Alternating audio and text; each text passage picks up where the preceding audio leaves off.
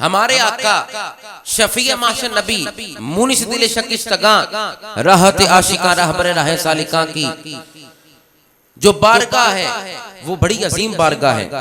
और उस दौर में, हजूर के दौर में जो पहली दरसगाह थी ना, वो सूफा थी। आप जियारत करके आए। सूफा जो वहां पढ़ते थे उन्हें सहाबे सूफा सहाबा को कहा जाता था। अल्लाह मुझे और आपको दीदार अता फरमाए।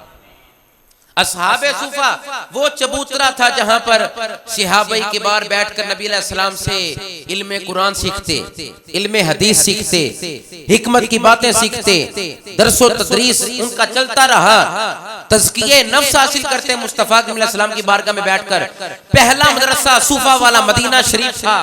नबी अलैहिस्सलाम उस्ताद थे, सहाबा शागिर्द थे, और सबसे पहले शागिर्दों में 70 सहाबा थे।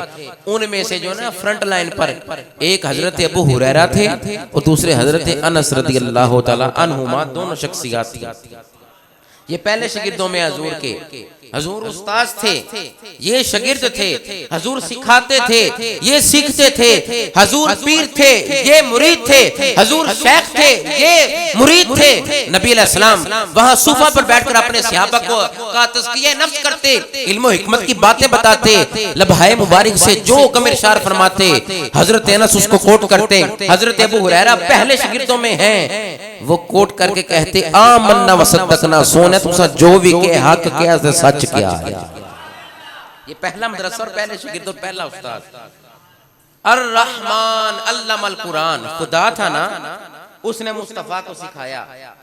आज लोग कहते हैं नबी उम्मी होता है, रब फरमाता है उम्मी तो वो है, मगर अर रहमान अल्लमल कुरान, रहमान है जिसने सारा कुरान मुस्तफा को सिखला दिया। वो ऐसे उम्मी हैं कि इब्तिदाए खल्क से लेकर इंतहाए खल्क तक सहाबा कहते हैं मुस्तफा ने सानू सारियां एक दिन च खबरें इरशाद फरमा दी थी। यहाँ तक कि जन्नती जन्नत में दाखिल हो जाएंगे, जहन्नमी जहन्नम में दाखिल हो जाएंगे, ये मामला तो होंगे, हजूर ने एक दिन में इरशाद फरमा दिया। ये सहाबी का अकीदा है, गुलाम मुस्तफा का अकीदा है।